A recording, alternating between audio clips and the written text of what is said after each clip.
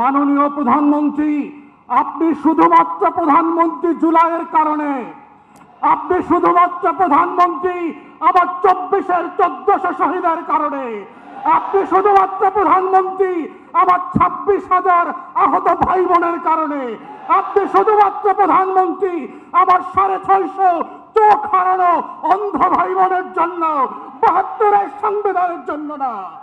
72-এর সংবিধান মোতাবেক শেখ মুজিবুর রহমান এখনো জাতির জনক, এখনো স্বাধীনতার ঘোষক। তাহলে 26শে মার্চে স্বাধীনতার ঘোষণাপত্রের দিন আপনারা কেন শেখ মুজিবের কবরে ফুল দিতে গেলেন না? আর 72-এর সংবিধান ব্যবসায় নেমেছে জাতীয়তাবাদী দল, যার রাজনীতি, যার আদর্শ, শহীদ জিয়ার পলিটিক্যাল প্রেমিসিস কোনো কিছুর সাথে এই 72-এর সংবিধান যায় না। এবং যায় না বলে দেখেন আপনারা কিভাবে আগুন নিয়ে খেলছেন। মান্যবর সাবেক প্রধানমন্ত্রী, বিতাড়িত প্রধানমন্ত্রী, উনি অন রেকর্ড ভিডিওতে বলেছেন যে উনি পদত্যাগ করেন নাই।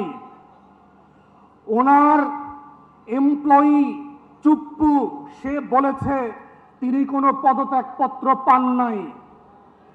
তাহলে 72-এর সংবিধান মোতাবেক, 24-এর ডামি নির্বাচন মোতাবেক যেই প্রধানমন্ত্রী পদত্যাগ করেন নাই আর যার কাছে পদত্যাগপত্র দেওয়া হয়েছিল তিনি পান নাই, তিনি এখনো 72-এর সংবিধান মোতাবেক বাংলাদেশের প্রধানমন্ত্রী। তাহলে আজকে যারা 72-এর সংবিধান নিয়ে খেলছেন, আপনাদেরকে জিজ্ঞেস করতে হবে নিজেদেরকে, বাংলাদেশে কি আজকে দুটো সংসদ আছে? বাংলাদেশে কি আজকে দুজন প্রধানমন্ত্রী আছে? একজন বিতাড়িত হয়েছেন আর একজন বিতাড়িত হওয়া প্রধানমন্ত্রীর চেয়ারে বসে আছেন।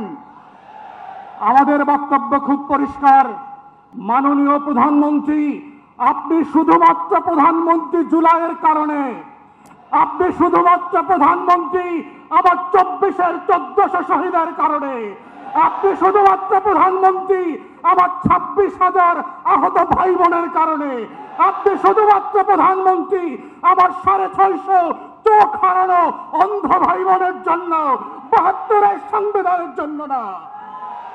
আর আজকে যারা 72-এর সংবিধান নিয়ে খেলছেন তারা আপনাদের ইতিহাস ভুলে যাবেন না।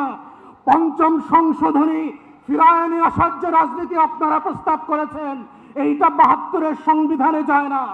72-এর সংবিধান মোতাবেক শেখ মুজিবুর রহমান এখনো জাতির জনক, এখনো স্বাধীনতার ঘোষক। তাহলে 26শে মার্চে স্বাধীনতার ঘোষণাপত্রের দিন আপনারা কেন শেখ মুজিবের কবরে ফুল দিতে গেলেন না? সেই প্রশ্নগুলো আপনাদেরকে করতে হবে। তাই আমরা মনে করিয়ে দিতে চাই, বাংলাদেশে বর্তমান সরকার এবং সংবিধানের একমাত্র লেজিটিমেসি হচ্ছে 24-এর গণ অভ্যুত্থান, 72-এর সংবিধান না।